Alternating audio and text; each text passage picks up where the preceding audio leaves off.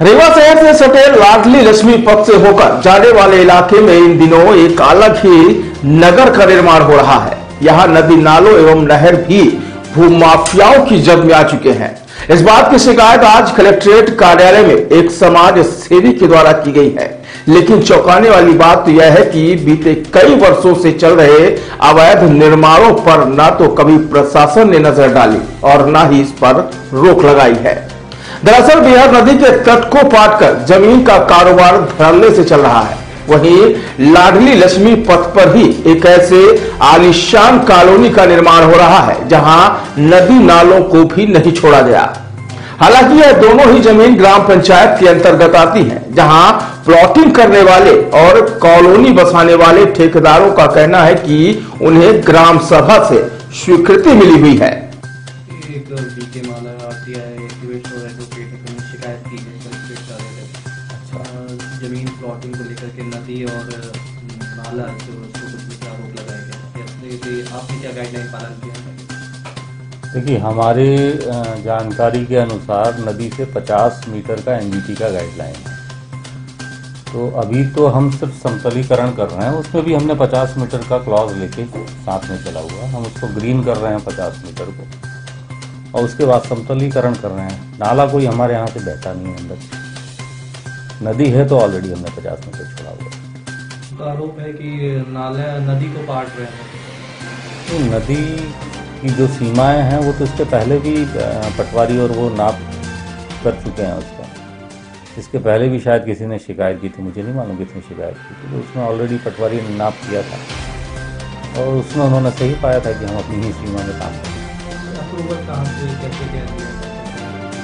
देखिए, अभी तो कोई अप्रूवल, क्योंकि हम अभी कोई प्लॉट सेल कर नहीं रहे हैं उसमें। अप्रूवल्स के लिए जो ग्रीनरी हमको लगानी है उसके लिए हमने, क्योंकि ग्राम पंचायत में है तो ग्राम पंचायत से हमने परमिशन लिया गया कि हम उसमें जो 50 मीटर है उसमें हम गार्डन या प्लांटेशन करना चाहते हैं। उसके लिए हमने ग्राम पंचायत यस एनजीटी के 50 मीटर के गाइडलाइन है कि जो नदी की सीमा है तो 50 मीटर में कोई भी सिविल कंस्ट्रक्शन नहीं है।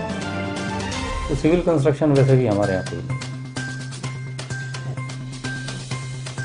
शिकायत की गई है आपके जो प्लॉटिंग हो रही है उसको लेकर क्या किस तरह की गाइडलाइन का पालन किया जा रहा है, इसमें क्या? देखिए, एनजीटी और गवर्नमेंट, मध्य प्रदेश गवर्नमेंट का जो नियम है 30 मीटर और 50 मीटर, उसका हम लोग पालन करते हैं। अब मिट्टी पटाई का औचित्य ये होता है कि जो किसान की पट्टे की भूमि होती है, जहां डाउन होती है, उसको पाट करके और 30 और 50 मीटर में केवल ग्रीनरी की जाएगी और वहां कोई प्लाट नहीं खरीदता है और ना ही वहां पक्का निर्माण होता है। हम लोग नियम कायदे के साथ चलते हैं, पर अच्छा बनाने के लिए जो है उसका लेवल लेना पड़ता है और इस तरीके की सूचनाएं गलत हैं, है ना। जो शिकायतकर्ता का कहना है कि वो नदी के तट को पार करके और वहाँ प्लाटिंग करेगा, इसकी लीगल मंजूरी हो चुकी है क्या प्लाटिंग करने की? नहीं, हम ग्राम सभा में हैं, करहिया ग्राम पंचायत में ग्राम सभा से अनुमोदित है, पूरी परमिशन है हर चीज की, और हम उसको लेवल लेकर के, जैसा कि मैंने आपको बताया कि एनजीटी का जो नियम है और गवर्नमेंट का जो मानक है 30 और 50 मीटर, उसको छोड़ के ही कोई निर्माण होता है।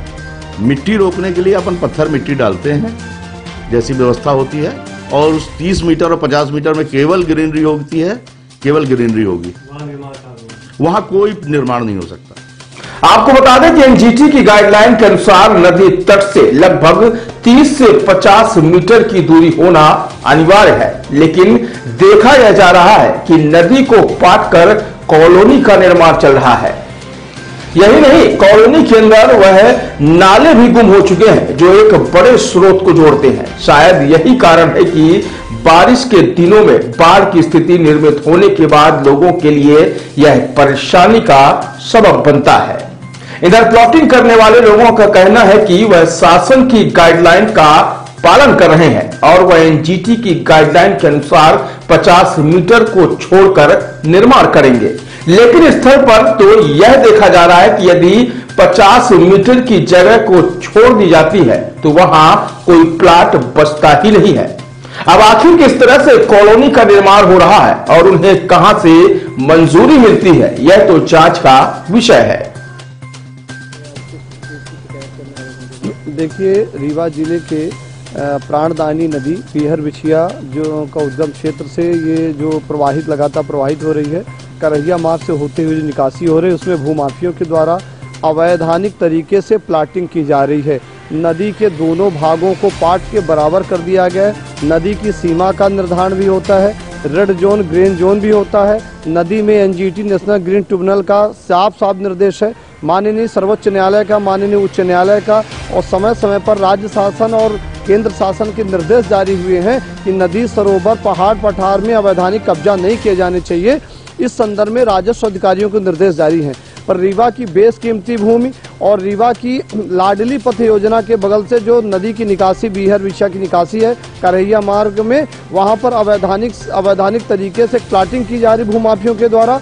और शासन का रेगुलेशन है कि शासन के रेगुलेशन के अनुसार यदि प्लाटिंग आप करते हैं तो प्लाटिंग करने के पहले अनुविभागीय अधिकारी राजस्व से आपको अनुमति लेनी होगी, सिटी कंट्री प्लानिंग से एनओसी लेनी होगी, और साथ में नगर निगम की यदि सीमा है तो नगर निगम से, यदि राजस्व के ग्राम पंचायत की सीमा है तो उसमें ग्राम पंचायत में अनुभाग अधिकारी से अनुमति लेनी होगी। परंतु नियम विरुद्ध तरीके से अवैधानिक प्लाटिंग की जा रही है, जिसमें भूमाफिया राजस्व अधिकारियों को के साठगांठ करके प्लाटिंग कर रहे हैं, विक्रय कर रहे हैं, और नदी के पाट को बेच करके मट्टी रातों रात डाल के प्लाटिंग करके विक्रय कर रहे हैं।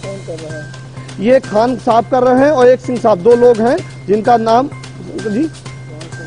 उनका नाम पूरा नाम हमें जानकारी नहीं हो पाई है। एक खान साहब प्लाटिंग कर रहे हैं और दूसरे एक सिंह साहब प्लाटिंग कर रहे हैं। और उसमें जब हम लोगों से उनसे वहाँ पर पूछे कर्मचारियों से तो बोले वो खान साहब हैं और एक सिंह साहब की जिक्र कर रहे हैं। शाही अपार्टमेंट के नाम से उनका एक बोर्ड भी लगा हुआ है और वो कर्मचारी उनका पूरा नाम बताने के लिए मना कर रहे हैं। पर हमने वहाँ पर जानकारी संकलित की तो पता चला कि अवैधानिक तरीके से प्लाटिंग कर रहे हैं जो नियम विरुद्ध है। नदी से कम 20 फीट की दूरी होनी चाहिए और वो मेन मुख्य नदी है जो रीवा की ही नहीं अपितु ये प्राणदायिनी नदी रीवा संभाग की प्राणदायिनी नदी है। उस नदी को बराबर करके विक्रय कर रहे हैं और साथ में नदी वहाँ मध्य प्रदेश शासन की अराजियाँ हैं और मध्य प्रदेश शासन की अराजियों को बिना नाप किए बिना मेजर किए हुए अपने तरीके से विक्रय कर रहे हैं। देखिए नदी का किनारा ही पार्ट जिसकी हम शिकायत कर रहे हैं, जिसकी हम जिक्र कर रहे हैं कि नदी का पार्ट जो मुख्य नदी हमारी है, कोई उप नदी नहीं है, मुख्य नदी है जो कई मार्गों को, कई नालों को, कई नदियों को जोड़ती है।